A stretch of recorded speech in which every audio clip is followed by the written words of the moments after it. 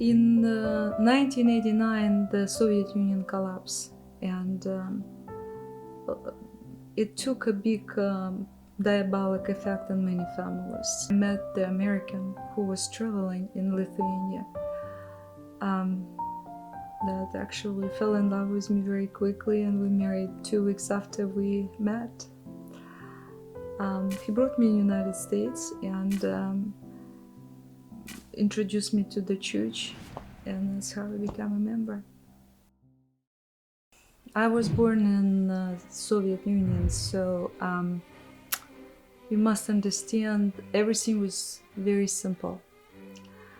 I didn't have beautiful childhood, full of toys and books. But it was childhood after all, and I love it very much. Anyway, I was born in the Caucasus. It's a Black Sea area, and in county of Stavropol. And I came from a family. I have 2 siblings. It's considered a large family in Russia. And my father was a civil engineer, and my mother worked in a hotel. In 1989, the Soviet Union collapsed, and it took a big diabolic effect on many families because many people lost their job. They were driven out of their territories for political reason, and unfortunately I came through the same process. I moved to Lithuania, where I worked for 2 years as a physician. I just recently divorced from my 10 years marriage. I was a single woman, and I met the American who was traveling in Lithuania that actually fell in love with me very quickly, and we married 2 weeks after we met. He was my whole existence. If he would be Muslim, I probably would turn to the Muslim religion. If he would be Buddha, any religion, I just would follow him and love the man. Fortunately, he happened to be a Mormon. I didn't know much about Mormons back then, but I had a strong intuition that such a nice gentleman cannot do anything evil, anything bad. After a while, I started to feel extremely comfortable among these people. Lots of points started to appeal to me, what they're trying to say and what they believe in too. One of the strongest one, they're extremely family-oriented people. Not much did I think about family before. That's probably why I failed my first marriage, I would say. With the second marriage, I saw that everything they do, everything they believe, it's a family-oriented. It's meant to support a strong, functional family. For me, probably to give up the tea and drinking, because in Russia, tea, it's not just a hot drink. It's a tradition. You must understand it's a Russian samovar. It's a special baking pies and all those wonderful different things. And every time you open a house, you start with the tea.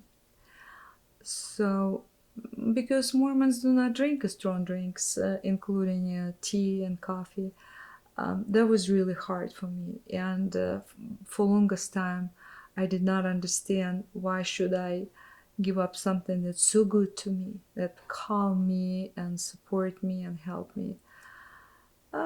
It's still hard. It's still hard, and but I understand. I do understand. It's one of the Lord commandments that I have to keep. When I came to United States and met the congregation, Mormon people at first, I was surprised how sweet and humble they look. They speak in low voice. They don't try to overshout. They cry when they buried testimony, and I was thinking at the beginning, I was thinking it's not real. It took me, many years to see that these people are really genuine and very sincere. And it's not just place to hang out on Sunday, it's a lifestyle. And these people, they might not be perfect, but they're coming back and they try to be better every single day. In Russia, I was a physician, OBGYN medical doctor. I worked 9 years and delivered 1,000 babies. When I came to United States, I started my preparation for the board test, but one child came, then another one came, and after that my husband got sick and passed away from the cancer, leaving me with very small children. 5 years I'm a Sunday school teacher. I'm teaching. I never would believe that ever I will teach in English somebody, especially children who born in church, who went to seminary. But I don't know who is learning more, them or me, but I love it so far. They're wonderful. In this particular word, I'm about 23 years, and I would say it's a geriatric word. It's a lot of elderly people. Unfortunately, we're living in a quite expensive area, and the people were drawing away from looking for the jobs. So most of the people in our ward, it's elderly and wonderful people. There is so much to learn from them, so much to understand and be inspired the way they live their lives. There is so many ways to measure your success in this life. Some people measure it with a banking account, with a property they own.